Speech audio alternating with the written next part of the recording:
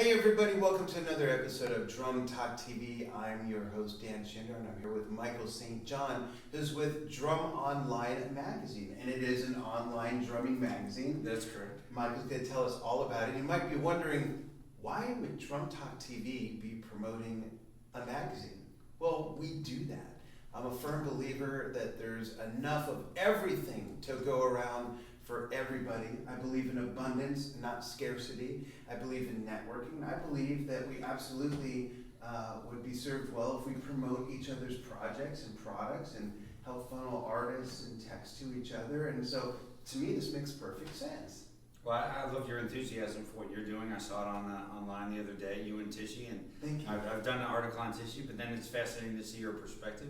You just had Michael Miller up here, who we did a story on, Right. and some similar information, but to see Michael's expression and things, I learned more things, and I was like fascinated, and I knew a lot of the points, and I thought I was learning it all over again, and it reinforced what I did from a different perspective.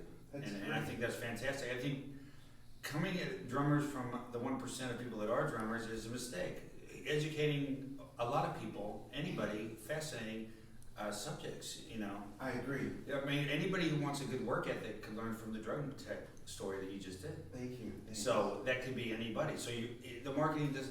The problem is, if drummers support each other, and I think I love Modern Drummer, Drum Magazine, Drumhead. They're all valuable resources. I wouldn't be doing this if they hadn't done that. Right. I think Jonathan Mover's a monster player, so his perspective is different on his interviews. Modern Drummer maybe set that standard and was the first one out there. So Drumhead's like real sharp, stories.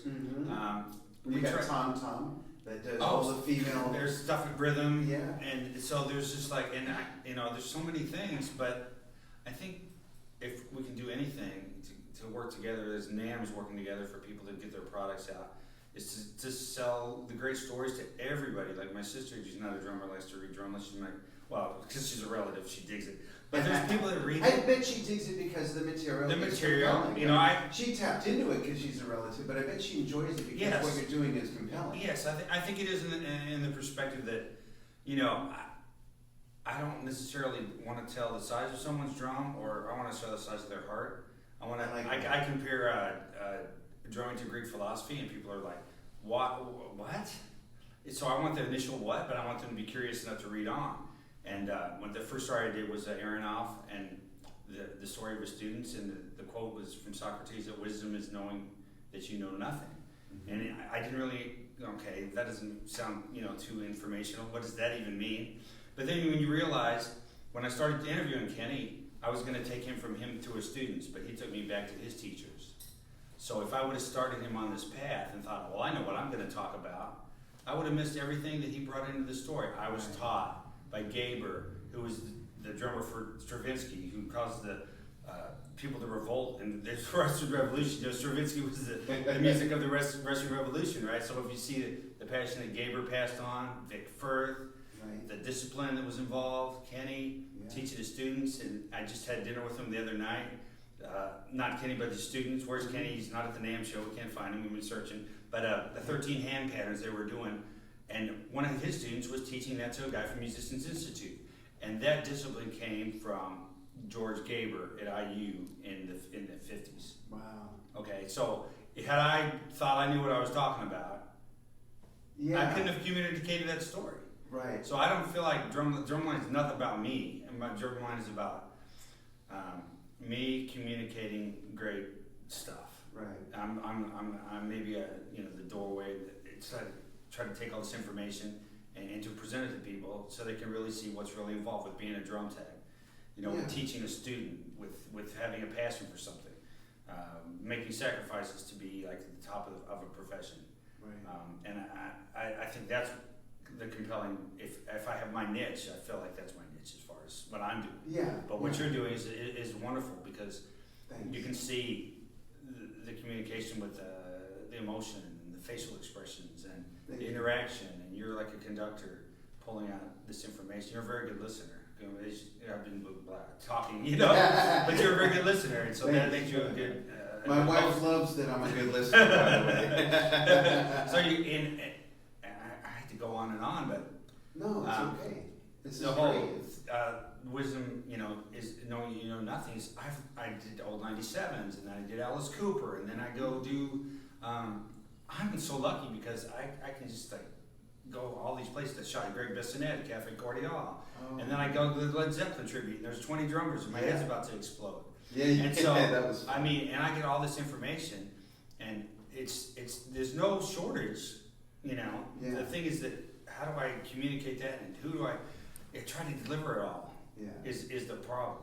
There's no shortage of like the really cool stuff. There's no shortage of content. Yeah, in other words. I mean it's out there, and I'm trying to channel it Yeah. to a way that people can experience it as far as, I guess, what I've enjoyed about drums and Right. drummers and it really the friends and the brotherhood and the Yeah. things. It's fascinating. What I like I like everything about what you're saying. I think what's similar is that we both have a philosophy that everybody can learn from everybody else. In fact, the mission statement and philosophy of Drum Talk TV is that we all can learn from each other as drummers.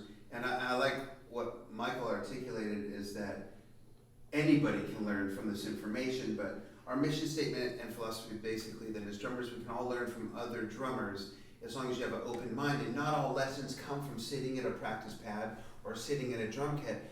Just like in life, lessons come from discussions and learning from other people's perspectives based on their unique experiences. So when we get different drummers from different styles of music, from different generations of music, from different cultures, from different, everything, you all of a sudden you extrapolate all this information that if we got 3 heavy metal drummers sitting right here and we gave them all the same questions, we're still getting 3 completely different, unique perspectives and stories to learn from because their experiences are all unique, And I see sort of the same thing in what you're doing. And the other thing that I see that you're doing that I appreciate, because if I'm right, it's the same thing I do. I don't like to over-prepare for interviews. And what I mean by that is, if it's someone whose material I'm not real familiar with, I'll certainly research. I want to know who I'm talking to. I want to know what I'm supposed to ask. Because my audience, if they know that guest, they're going to expect certain things to be asked. They're going to want to know. But I don't like to over-prepare my guests. I have guests that say, are you going to send me questions? Oh, right. Things like that. And I say no. And the reason, quite frankly, is because I believe that the information in this forum is best presented when it's spontaneous and we act as we act naturally in life. Like you and I met this evening and we started having a conversation. Right. It's the same thing. So I don't like to run through the questions. I may say, hey, I'm going to hit on this, this, and this. Is there anything you don't want me to ask about? But when I don't give them the whole rundown of everything, I think I get a spontaneous answer that's fresh. They're not tired of talking about it. I try to ask questions that aren't always the obvious questions that they've been asked 1,000 times.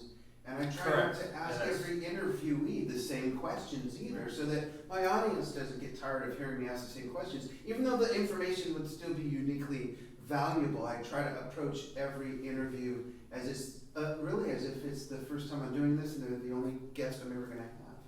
Right. But I think you do that too. You don't, like the Kenny Arnoff example you gave, you learn from that I'm not just going to have this list and just go down it and exit off.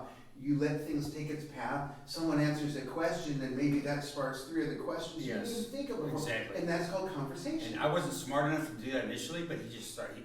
I had the question, I was ready to go, and he started talking, and I just listened. You had a professional guest, and Right. he was of great value to you. Fantastic. Again, we all learn from each other. And I never thought it was going to go that direction. It just never occurred to me, and that's the thing about listening to people and what they have to say. Right. And that's I guess. I would be excited a lot of times, and people would be talking, and a lot of times I'll just cut them off accidentally. And I'm like, whoa!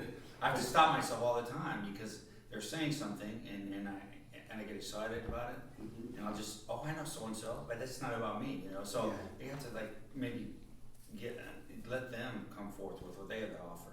Right. Yeah. So and you get to really the good stuff. Exactly. And I'm going to call it a magazine. Yes. It's an online magazine, Right. but a magazine is a style of putting forth information. Correct. So do you have a niche or certain boundaries that you stay within as far as the type of drummers or No. type of music, No. or is it just wide open? Any It's wide drummer open. can be on your. I got a girl from Germany, Mhm. Deborah Mueller, who plays in churches over there, and I saw her on play a snare drum thing on YouTube or whatever, and fascinating, you know, Oh, that's a whole great. different perspective. She doesn't play professional, but plays in front of millions of people in church in Germany now. Where are you going to see that, you know? Yeah. And a really good snare drum thing. And That's she did great. some other videos, and not the greatest technical drum set player, you know, out there, but even though there are those girls that are there, just a kind of a fascinating story, really nice person, very grateful. So important to show the humility to other youngsters that are trying You to don't come have up to in the be- ranks, or cranky old guys trying to And come you up don't in have the to be ranks. the most technically proficient player to be a good drummer. Charlie Watts is not a technically proficient Right. player, and I love him as a drummer. Yeah. He's an artist, he's a painter. Kenny told me Yeah. that he was a painter, and his drum set was falling apart, and the heads were worn out, and the China cymbals half broken, and it's like Willie Nelson's holding the guitar, but what he creates with it, Right. you know, that's the fascinating part. Right. What we have on Drum Talk TV is we have a category on the website called Hidden Gems. Okay. And it's basically, it brings out people like you're talking about, like the young lady in Germany. We've got the master performers, which are people like Glenn Sobel, Brian Tichy, Les Right. Warner, Frankie Vanelli. Then we've got the session masters, which are people who do a lot of studio work. We've got the master educators, which are people that have published instructional material, they do clinics, they do a lot of stuff online, things like that. And then we have the legends like Bobby Morris, who created the shuffle, playing for Louis Prima for 10 years and then was Elvis's band leader for 10 years and stuff like that. And then we have the hidden gems. And the hidden gems are basically, it's not a throwaway category, but it's everyone else in a sense. And that everyone else is where so many valuable pieces of information come from, because again, it doesn't matter that they have a gold or platinum record on the wall, doesn't matter that they're not playing arenas. It goes back to, you saw something unique in this young lady, you knew there was a story there, and I kind of do the same thing. I see that, hey, this guy's got a great story, maybe because I came up through a certain hardship and drumming got him through. Maybe there was an injury and the drumming got them through. Maybe they work with special ed kids giving lessons. There's a great story there, and more people should be doing that, by the way.